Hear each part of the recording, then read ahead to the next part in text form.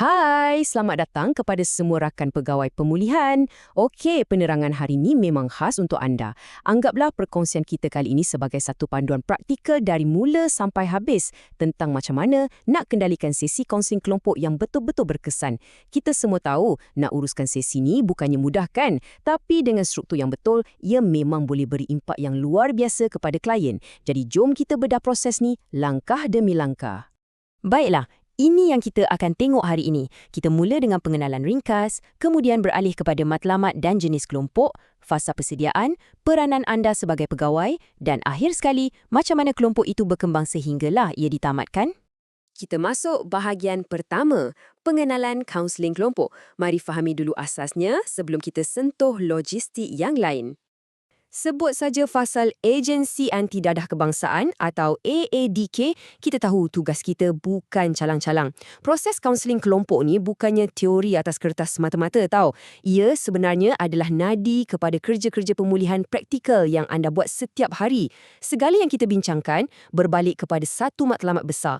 Kita nak bantu rasionalkan klien dan bawa mereka kembali ke pangkuan masyarakat dengan identiti yang baru. Cuba perhatikan definisi dari Gibson dan Mitchell ni. Mereka tekankan yang ini adalah proses nak banti klien sesuaikan diri dengan kehidupan seharian dari segi tingkah laku, hubungan dan sikap. Maksudnya, kaunseling kelompok ni bukanlah tempat sembang kosong atau sekadar sesi luahan perasaan. Tidak sama sekali. Ia adalah satu mekanisme yang cukup berstruktur untuk mengubah tingkah laku klien secara nyata. Ibaratnya, kita sedang bagi mereka peluang kedua untuk fungsi balik secara normal. Seterusnya, bahagian 2, matlamat dan jenis kelompok. Apa sebenarnya sasaran kita dalam bilik sesi nanti? Okey, apa yang kita nak capai? Objektif terasnya mestilah nak pupuk sikap terbuka dan saling percaya. Tapi, ada satu perkara ni yang betul-betul tak boleh tolak ansur. Klien mesti sedar kesilapan diri dan mahu memperbaikinya. Kalau klien tak ada rasa tanggungjawab ni, percayalah, sehebat mana pun teknik kita, pemulihan takkan ke mana. Sesi kelompok ni bertindak sebagai cermin selamat untuk mereka nilai diri sendiri tanpa rasa dihakimi. Dan seperti yang anda tahu, kelompok ni ada pelbagai jenis. Ada kelompok tugasan, psikoterapi, perkembangan, terapeutik hinggalah ke kumpulan bantu diri. Walaupun formatnya mungkin berbeza-beza, struktur asas dan prinsip komunikasi yang kita sedang bincangkan ni tetap kekal sama. Ia sangat fleksibel dan sentiasa boleh diadaptasi untuk apa saja jenis kelompok yang anda kendalikan. Mari bergerak ke bahagian 3, persediaan dan pembentukan. Percayalah, kejayaan sesi bermula jauh sebelum klien melangkah masuk. Ini fasa yang sangat kritikal. Persediaan. Anggap 6 langkah ni macam senarai semak wajib sebelum kapal terbang berlepas. Anda perlu pilih ahli yang sesuai, tentukan saiz optimum supaya semua orang didengari, tetapkan kekerapan dan tempoh, sedia lokasi yang kondusif, barulah pertemuan dimulakan.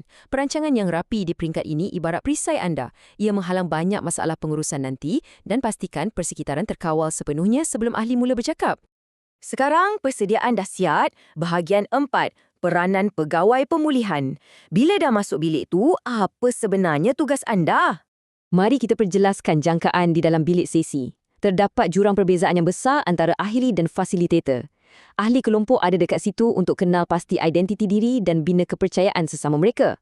Tapi anda, ingat, tugas anda bukan untuk jadi rakan sebaya mereka. Tugas anda adalah untuk meletakkan struktur yang tegas, terangkan etika yang jelas dan pastikan sesi itu berdiri teguh walau apapun yang berlaku. Anda adalah pemandunya.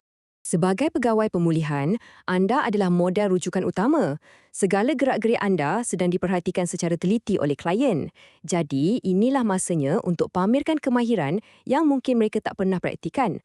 Contohnya, tunjuk macam mana nak dengar secara aktif, jaga kontak mata, mengangguk dan bagi maklum balas tanpa menghukum. Bila klien tengok anda boleh kekal tenang, urus emosi, secara semula jadi mereka akan terikut untuk amalkan kelakuan positif tu. Dan semua tindakan ini membawa kita kepada objektif mutlak. Bila ada ahli yang mula berkonflik atau keadaan jadi tegang, campur tangan anda adalah semata-mata untuk kekalkan kesepaduan kelompok tu. Anda ibarat sauh yang memegang kapal ketika ribut melanda. Bila anda berjaya redakan ketegangan, kembali kepada etika asal, anda sebenarnya membuktikan kepada klien bahawa setiap konflik boleh diselesaikan secara rasional dan selamat. Kita sampai ke bahagian akhir, fasa perkembangan dan penamatan. Mari lihat bagaimana kelompok ini berevolusi ke arah kejayaan. Ini adalah corak perjalanan klien anda. Ia selalunya bermula dengan fasa 1, iaitu membentuk kesepaduan. Masa ni, klien perlahan-lahan pecahkan tembok ego dan mula percaya.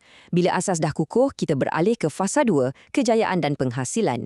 Di sinilah rawatan sebenar bermula. Mungkin ada perdebatan sikit, tapi resolusi matang akan tercapai. Usaha keras anda bimbing mereka di fasa 1 dan 2 lah yang akan memastikan kelompok ini melangkah ke fasa 3 dengan selamat, iaitu penamatan yang memberi keazaman berpanjangan buat klien.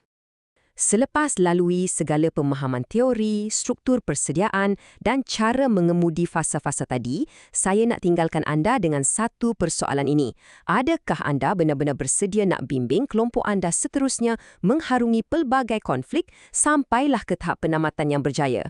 Ingat, ilmu ni baru separuh jalan. Separuh lagi bergantung sepenuhnya kepada keberanian dan keikhlasan anda di dalam bilik sesi nanti. Saya yakin anda mampu buat. Gunakan panduan ini untuk mencetuskan perubahan sebenar. Selamat bertugas dan teruskan kerja yang hebat.